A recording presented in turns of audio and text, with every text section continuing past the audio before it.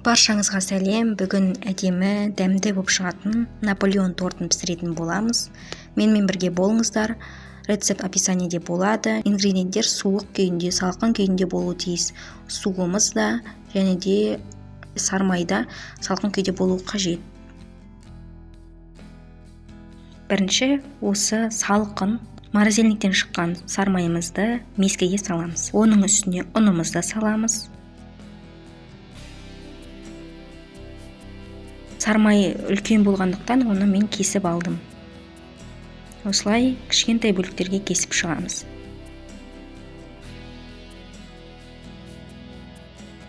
Енді осы массаны үгітуіміз қажет, яғни оны крошка болып, ұсақ-ұсақ крошка ұнтақтар болуы керек. Осы масса сармай мен ұн бір-бірімен араласуы қажет. Міне осы видеодағыдай жасап шығамыз.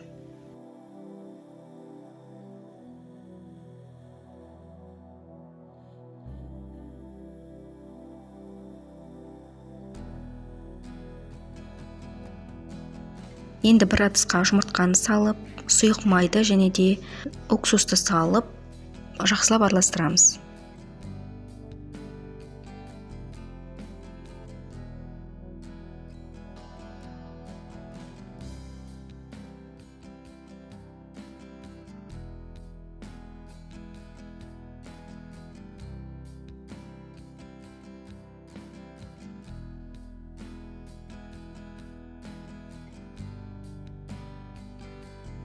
Енді араластырып болғаннан кейін масса 200 мл болғанға дейін салқын су құямыз. Жақсылап араластырамыз.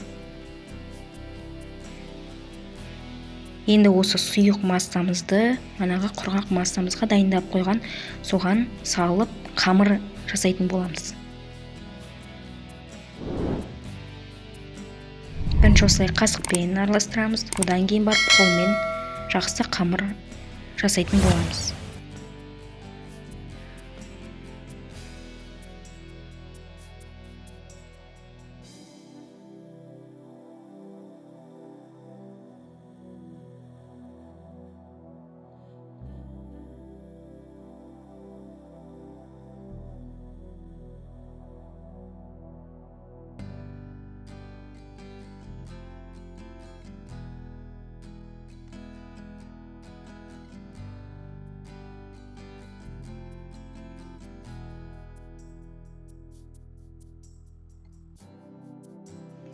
Міне осылайша бір-біріне біріктіріп қамыр болу қажет.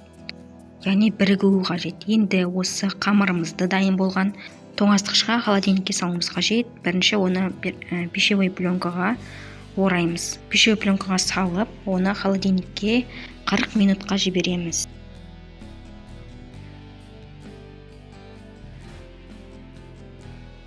Крем дайындаймыз. Креміміз біздің қайнатпалы, яғни заварной крем. Ыдысымызға крахмалды, менде кукурузный, яғни жүгері крахмалы және де қантымызды, ұнымызды салып араластырамыз.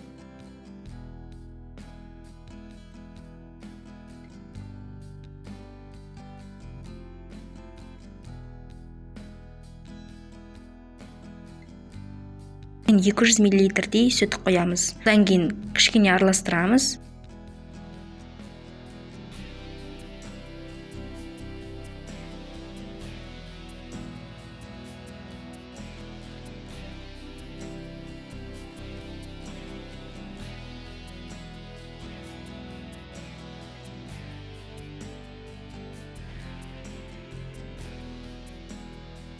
Қалған барлық сүтіміздің барлығын құйып тастаймыз.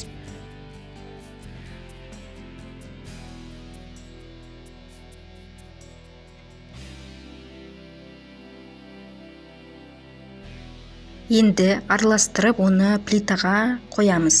От жай болуға қажет. Араластыруды тоқтатпаймыз. Араластыруды тоқтатпай, оны араластырып тұрамыз. Және де оның асты қатып қалуы мүмкін, сіз араластырмаған жағдайда. Осы креміміз сұйық күйде қазір, сондықтан да оны қою күйге, яғни қоюлатып тұрғанша дейін араластырамыз.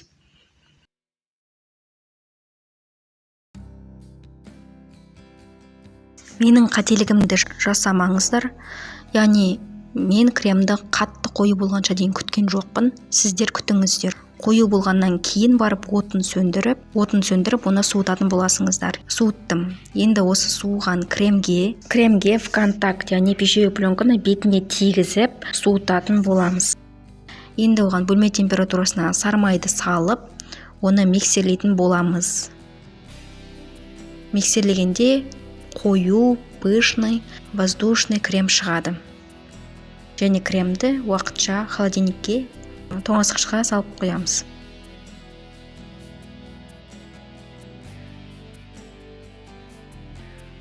Енді холодильниктен қамырымызды алып, ұнымызды сеуіп, оны пласт қылып, яғни 1 сантиметр қалыңдықта жайып шығамыз.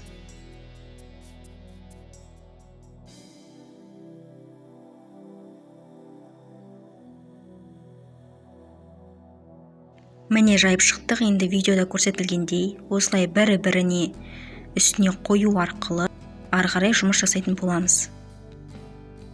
Міне дәл осылай істейміз видеодағыдай. Енді осы қамырды біз пласт қылып жаятын боламыз.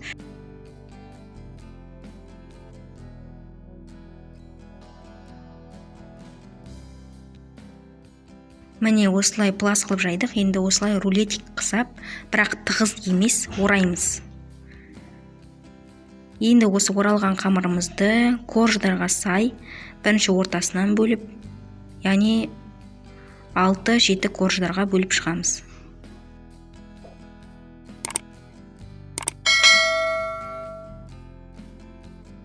Бір корждың қамырын алып қалып, қалған корждардың қамырын холодильникке салып қоямыз. Оның құрамында сармай бар, ол еріп кетуі мүмкін. Яғни салқын күйде ұстаймыз қалғандарын.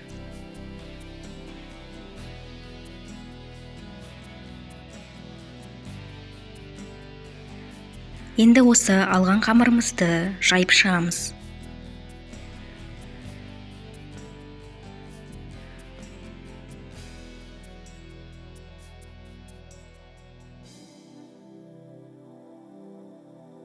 Міне осылайша болады. Пергамент қағазына орналастырамыз. Осылай формаңыздың диаметріне сайын осылай шетін пышақпен кесіп шығамыз. Қызып тұрған духовкаға, пешке 180 градусқа 7 минутқа пісіріп аламыз. Бірақ сіздер қарап отырыңыздар. Духовка әртүрлі дегендей қарап отырыңыздар. Осылай бетін вилкамен тесіп шығамыз.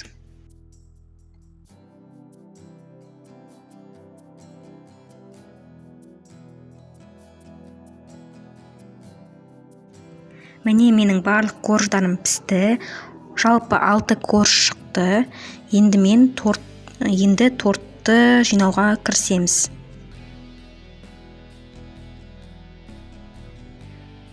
Сіз тортты кольцоға жинасаңыз да болады, бірақ мен сияқты доскаға да жинасаңыздар болады.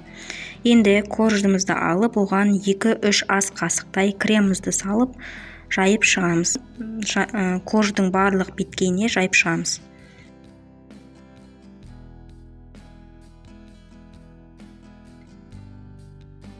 Әрбір коржды қойғаннан кейін оны басып тығыздап отырамыз. Себебі пропитка, яғни торт жақсы сіңу үшін қажет болып келеді. Осылайша барлық корждарымды осылайша жасап шығатын боламыз. Енді осы корждан қалған қалдықтарды, піскен қамырдың қалдықтарын барлығын осы крошкаға қолданамыз. Крошканы скалканың көмегімен пакетке салып істейміз. Және де осы дайын болған крошкамызды видеода көрсетілгендей торттың бетіне, бүйір жақтарына, барлық жеріне сеуіп шығамыз.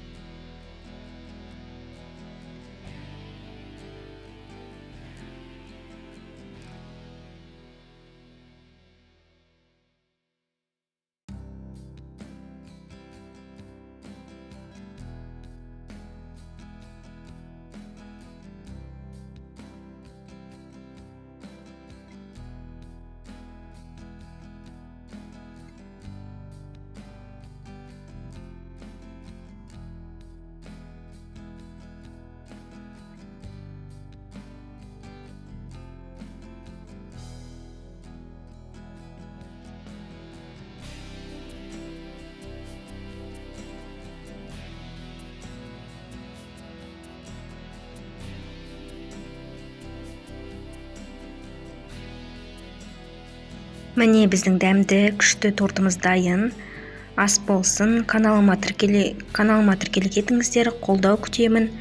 Еңбегімді бағалай кетіңіздер. Ас болсын, міндетті түрде жасап көріңіздер.